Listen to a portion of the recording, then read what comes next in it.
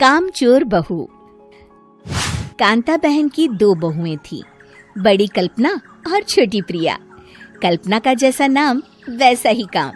सारा दिन कल्पनाओं में रहती, ना कोई काम करती न कोई धाम। अरे कल्पना बहू, जरा अच्छी सी चटनी पीस दे, आज कुछ मजेदार खाने का मन है। पेट में जलन हो जाएगी माँ जी बुढ़ापे में, और वैसे भी मेरा काम करने का वक्त शाम का है, अब प्रिया को ही बोल दो। इतना कहकर कल्पना वहां से चली जाती है। कांता कल्पना के ऐसे रवैये से काफी परेशान रहती हैं। मैं बना देती हूँ माँ चटनी। ऐसा बोलकर प्रिया माँ को चटनी बनाकर प्लेट में खाने को देती है कि तभी वहाँ कल्पना आ जाती है। अरे वाह चटनी, जरा चक्कर तो देखूं, बड़े दिन हो गए। अरे नहीं बहू, तू तो रहने ही दे चटनी खाना, पेट में जलन हो जाएगी।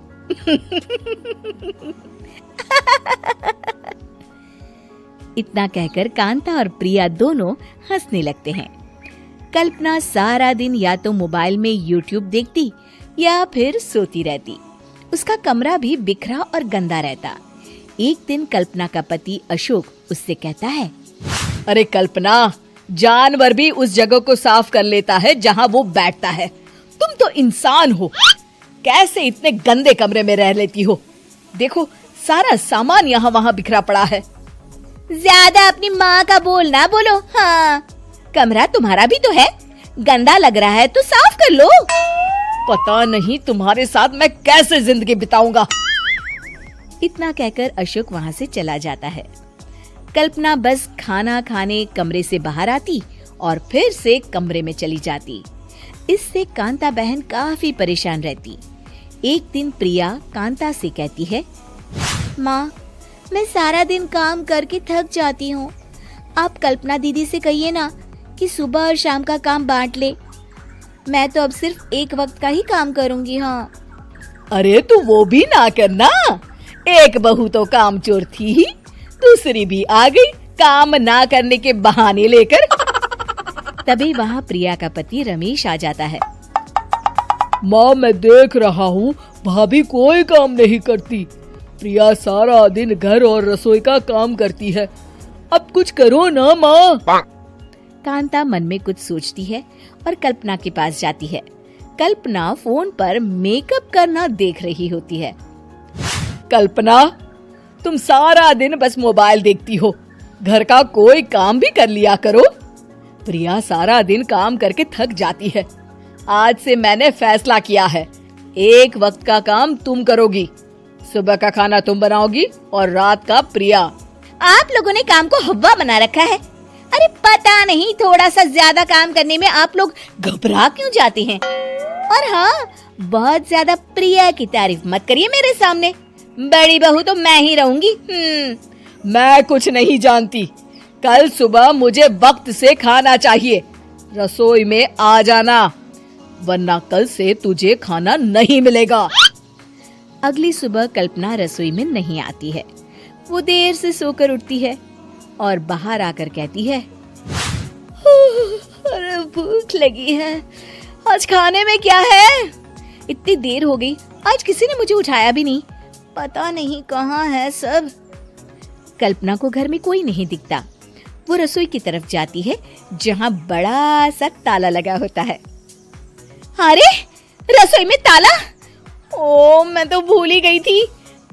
माँ ने आज से सुबह का खाना मुझे बनाने को कहा था। हे भगवान, इतने लोगों का खाना बनाना क्या आसान है? तभी घर के सारे सदस्य बाहर से वापस आते हैं। वाह माँ जी, मजा आ गया छोले भटूरे खाकर। मेरे मुंह में तो अभी भी स्वाद आ रहा है।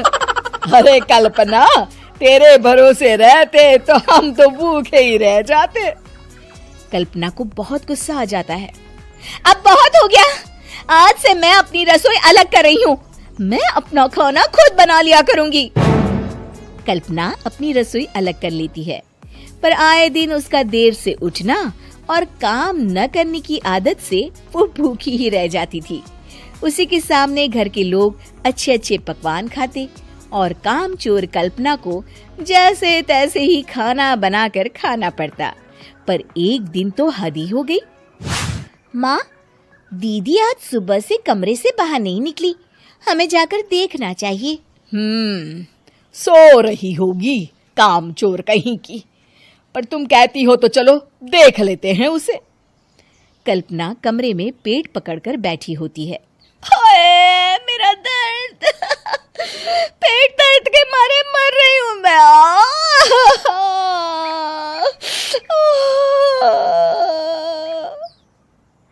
अरे दीदी, क्या हुआ? पेट में दर्द क्यों हो रहा है?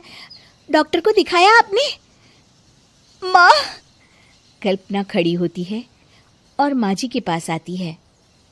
मुझे माफ कर दीजिए, अब से मैं सारे काम में मदद करूंगी, कभी आलस और काम चोरी नहीं करूंगी। हाँ हाँ, वो तो ठीक है, लेकिन अचानक क्या हो गया जो तू काम करने को तैयार हो गई? कामचोर कल्पना। माँ, लगातार बासी और उल्टा पुल्टा खाना खाने के कारण मेरे पेट में इन्फेक्शन हो गया है। काम न करना पड़े इसलिए मैं 2 दिन का खाना एक दिन ही बना लेती थी। बासी और खराब खाना खाने के कारण लेने के देने पड़ गए। पेट में दर्द हो रहा है। चलो अच्छा हुआ, देर आए दुरुस्त आए।